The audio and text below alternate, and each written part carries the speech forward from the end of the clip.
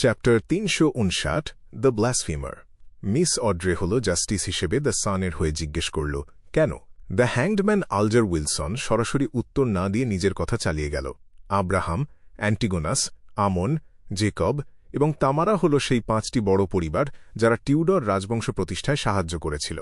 Blood emperor এর পরেই ছিল তাদের অবস্থান। তাদের মধ্যে আমন পরিবার হল সবচেয়ে রহস্যময়। তাদের ইতিহাস সম্পর্কে খুব অল্পই জানা যায়। মনে হয় কোনো এক অশুভ শক্তি তাদের সব চিহ্ন মুছে দিয়েছে বা বিকৃত করে ফেলেছে। ৫ সমুদ্রের রাজা নাস্টের কাছ থেকে একটা তথ্য পাওয়া গিয়েছিল। এই আমন পরিবার আসলে একদল ব্লাসফেমার যারা ঈশ্বরদের ক্ষমতা কেড়ে নেওয়ার গোপন রহস্য জানে। তাছাড়া আমন পরিবার নিজেদের প্রাচীন সূর্যদেব বা এনশিয়েন্ট সান গডের বংশধর বলে দাবি করে। ডেরিক বার্গ বেশ অবাক হয়ে গেল। পৌরাণিক কাহিনী সম্পর্কে তার যা জ্ঞান, তাতে প্রাচীন সূর্যদেব বা এনশিয়েন্ট সান গড নামে কেউ ছিল বলে সে কখনো শোনেনি। ৮ জন প্রাচীন দেবতার কথা সে জানত। তারা হল giant king Aurmir, dragon of imagination Ankewelt, mutant king কাবস্টির, elf king Soniathrym, king of demonic wolves Flegrea, vampire ancestor Lilith, phoenix ancestor Gregrace এবং ডেভিল মনার্ক ফারবৌতি। তাদের কারো হাতেই সূর্যের কর্তৃত্ব বা অথরিটি ছিল না। ডেরিক এই ব্যাপারটা নিয়ে গভীরভাবে ভাবল। যদি কোনো একটা সম্পর্ক খুঁজতেই হয়, তবে সবকিছু সৃষ্টিকারী সেই ঈশ্বর, যিনি সর্বশক্তিমান এবং সর্বজ্ঞাত, তার সূর্য সম্পর্কিত কিছু ক্ষমতা ছিল। তবে কি আমন পরিবার তাঁরই বংশধর?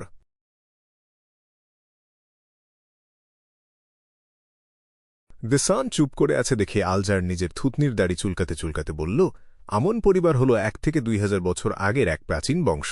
তারা প্রায় ইতিহাসেরই অংশ। আমার খুব জানতে ইচ্ছে করছে, আপনি যে লোকটির কথা বললেন, সে সিলভার সিটির আশেপাশে কেন ঘুরে বেড়াচ্ছিল? তার উদ্দেশ্য কি ছিল? ঠিকই তো, মিস্টার হ্যাংডম্যান আর মিস জাস্টিসদের পৃথিবীতে যে আমন পরিবারের অস্তিত্ব আছে, তারা আমাদের সিলভার সিটির আশেপাশে কেন আসবে? ডেরিক মনে মনে ভাবল। কেন সে অতিথি হওয়ার অনুরোধ রক্ষা করার বদলে নিজের কথা রাখল না? কেন সে রহস্যময়ভাবে চলে গেল, যার কারণে পুরো দলটা নিজেদের নিয়ন্ত্রণ হারিয়ে ফেলল? হ্যাঁ, ক্যাপ্টেন ছাড়া সবাই পাগল হয়ে গেল। সে আসলে কি চায়? সে কি খুঁজছে? সে যদি ঈশ্বরের বংশধর হয়, তবে হয়তো তার উদ্দেশ্য আমার মতোই, প্রাচীন সময়ের সেই মহাপ্রলয় বা ক্যাটাক্লিজমের কারণ খুঁজে বের করা এবং অভিশাপের সত্যতা জানা। ডেরিক কিছুক্ষণের জন্য কল্পনার সাগরে ভেসে গেল। একটু পরে সে মাথা নেড়ে বলল, মিস্টার হ্যাংডম্যান, আমি আপনার প্রশ্নের উত্তর দিতে পারছি না। আমি নিজেও এই ব্যাপারটি বোঝার চেষ্টা করছি। আলজারকে একটু হতাশ মনে হল। সে উত্তর দিল, আপনার পাশের সেলে যে সিলভার সিটির প্রাক্তন প্রধান বন্দী আছে, তার সাথে আরও বেশি কথা বলার চেষ্টা করুন। দেখুন তার কাছ থেকে আরও কোনো তথ্য বের করা যায় কি না। একটু ভেবে সে ডেরিককে সাবধান করে দিল, তবে আপনাকে অবশ্যই খুব সতর্ক থাকতে হবে। আমার মনে হয় ওই লোকটি অত্যন্ত বিপজ্জনক। অত্যন্ত বিপজ্জনক? আপনিও কি তাই মনে করেন? ডেরিক বেশ অবাক হয়ে জিজ্ঞেস করল। ৬ সদস্যের কাউন্সিলের বড়রা বা এল্ডাররাও ঠিক একই কথা মনে করেন। দ্য হ্যাংডম্যান মাথার ওপরের বিশাল গম্বুজের দিকে তাকিয়ে একটা লম্বা শ্বাস নিল। যারা তা মনে করে না, তাদের বুদ্ধি ঠিক নেই। দ্য সানকে এখনও বিভ্রান্ত দেখে সে মাথা নেড়ে বলল, ওই অনুসন্ধানকারী দলের মধ্যে সে একমাত্র বেঁচে থাকা সদস্য।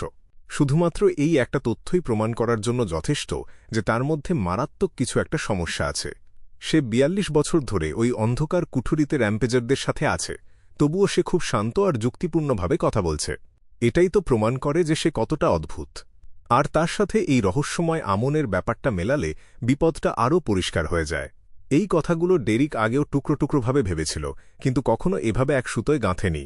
আলজারের কথা শুনে তার মাথার ভেতরটা যেন হুট করে পরিষ্কার হয়ে গেল। সে সাথে সাথে খুব মন থেকে বলল, আমি বুঝতে পেরেছি। আপনাকে অনেক ধন্যবাদ, মিস্টার হ্যাংডম্যান। অড্রে খুব মন দিয়ে সব শুনছিল আর লক্ষ্য করছিল। তার ইচ্ছে করছিল নিজের হাত দিয়ে মুখটা ঢেকে ফেলতে। তার মনে হল দ্য সান আসলে তার চেয়েও বেশি সহজ সরল। সবার কৌতূহল মিটে গেছে দেখে, এবং বিষণ্ণ মিস্টার দ্য ওয়ার্ল্ডকেও একটু নড়েচড়ে বসতে দেখে অড্রে বুঝল আর কারো কিছু বলার নেই।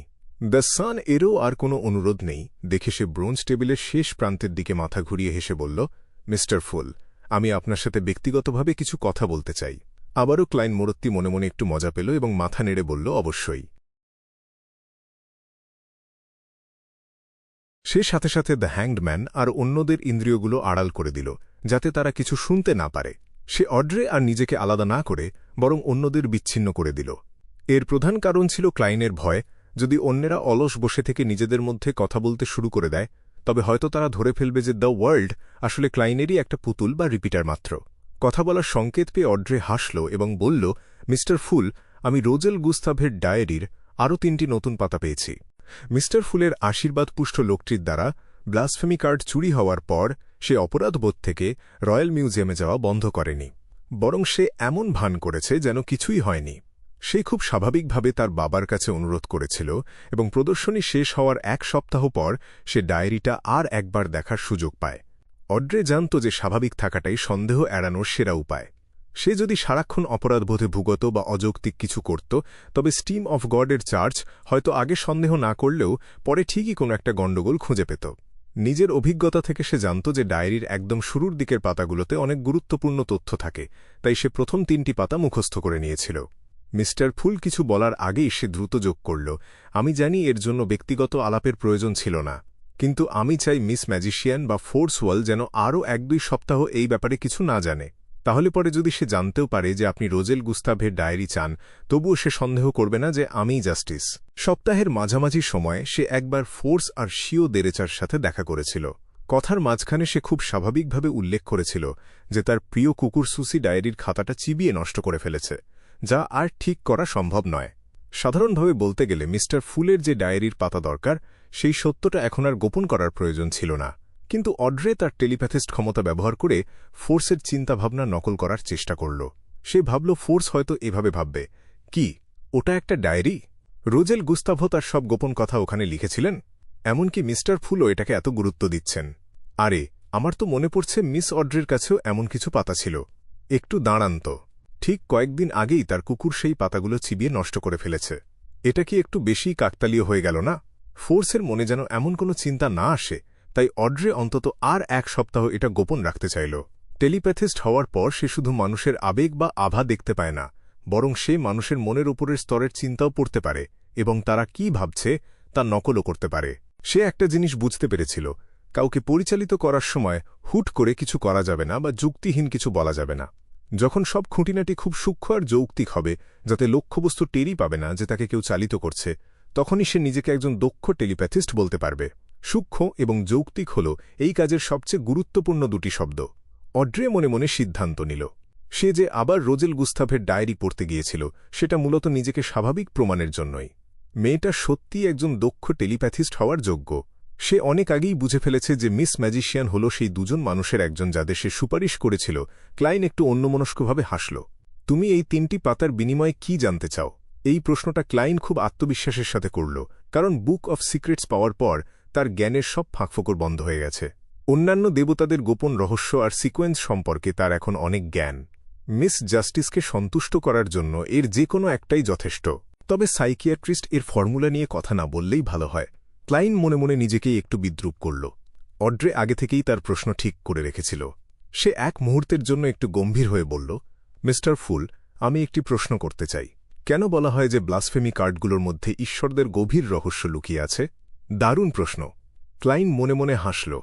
অড্রে যেন নিজেই উত্তরটা খুঁজে নিতে পারে এমন একটা ভঙ্গি করে সে খুব শান্ত আর গম্ভীর গলায় বলল, সিকোয়েন্স 0, কালো সম্রাট বা ব্ল্যাক এম্পারার। সিকোয়েন্স 0। সিকোয়েন্স 0 নামেও কিছু আছে? সিকোয়েন্স 1-এর ওপরেও কি সিকোয়েন্স আছে? ওটা কি কোনো দেবতার সিকোয়েন্স? কালো সম্রাট বা ব্ল্যাক এম্পারার কি একজন দেবতা? অড্রের মনে হুট করে একসাথে অনেকগুলো প্রশ্ন জেগে উঠল। সে একই সাথে অবাক, সন্তুষ্ট আর স্তব্ধ হয়ে গেল। নিজের উত্তেজনা আর আনন্দ চেপে রেখে সে একটা লম্বা শ্বাস নিল এবং রোজেল গুস্তাভ এর ডায়েরির সেই 3টি পাতা তৈরি করল। ক্লাইন সেটা নিল এবং দ্রুত এক নজর দেখে নিশ্চিত হল যে এই পাতাগুলো সে আগে কখনো দেখেনি।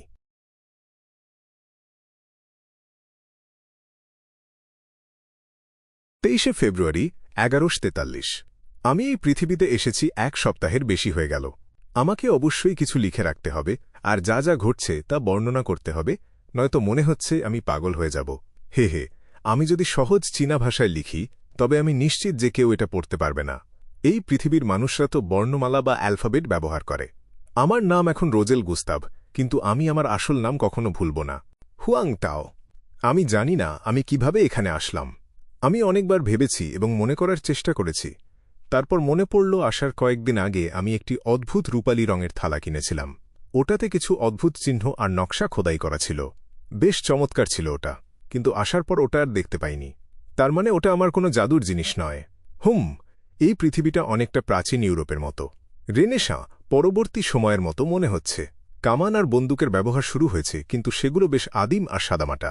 আর আমার কথা যদি বলি, আমি হুয়াং তাও অর্থাৎ রোজেল গুস্তাভো অনলাইন গল্পের পোকা ছিলাম। আমি বিজ্ঞানের সাহায্যে পৃথিবী বদলানোর গল্পগুলো খুব পছন্দ করতাম। আমি বিজ্ঞানের অনেক দরকারি জিনিস জানি, আর এই সংক্রান্ত জ্ঞানও আগে থেকেই পড়ে রেখেছিলাম। এটাই সুযোগ আমার প্রতিভা দেখানোর। কিন্তু আমি বুঝতে পারলাম যে আমার স্মৃতিশক্তি একদমই ভালো নয়। আমি প্রায় সব ভুলে গেছি। ঈশ্বর আমাকে অন্য এক পৃথিবীতে পাঠালেন, অথচ কোনো ভালো স্মৃতিশক্তি বা কোনো জাদুকরী সিস্টেম দিলেন না। এমনকি যাতায়াতের জন্য কোনো দরজাও দিলেন না। আমি এখানে টিকে থাকব কিভাবে? ঠিক আছে, আমি ছোটখাটো জিনিস দিয়ে শুরু করব। যখন আমার কাছে অনেক টাকা হবে, আমি একদল কারিগর, আবিষ্কারক আর বিজ্ঞানীদের ভাড়া করব। আমি শুধু তাদের আইডিয়া দেব। অনেকদিন পর আমি ভবিষ্যতের জন্য বেশ উৎসাহ অনুভব করছি, কিন্তু এখনও মা-বাবার কথা খুব মনে পড়ছে। তাছাড়া এই পৃথিবীর বিনোদন বড়ই একঘেয়ে। বাড়ির একজন কাজের মেয়ে দেখতে একদমই ভালো নয়, গ্রাম্য একটা ভাব আছে তাদের মাঝে। সুন্দরী যুবতী সাথে থাকবে, এমন কল্পনা সব ভেস্তে গেল। আমি লিন গাওয়ের 500 গুড ফর নাথিংস উপন্যাসটা শেষ করতে পারিনি, আর কত সুন্দরীরা টিকটকে আমার জন্য অপেক্ষা করছিল। কিংস অফ গ্লোরি আর পাবজি গেমগুলো এখন আমার জন্য পড়ে আছে। তাদের কথা ভাবলে বেশ মন খারাপ হয়ে যায়। পড়তে পড়তে ক্লাইন প্রায় ভ্রুকুটি করে ফেলল। শুরুতে সে ভেবেছিল জলদস্যু সম্রাট বা অ্যাপোক্যালিপসের 4 ঘোড়সওয়ার এর মতো শব্দগুলো দেখে রোজেল তার চেয়ে 3-5 বছর আগে এখানে এসেছে। কিন্তু এখন সে বুঝতে পারল তাদের আসার সময়ের পার্থক্য 1 বছরের বেশি হতেই পারে না। কিন্তু এই পৃথিবীতে কেন তাদের আসার সময়ের পার্থক্য প্রায় 200 বছর হয়ে গেল?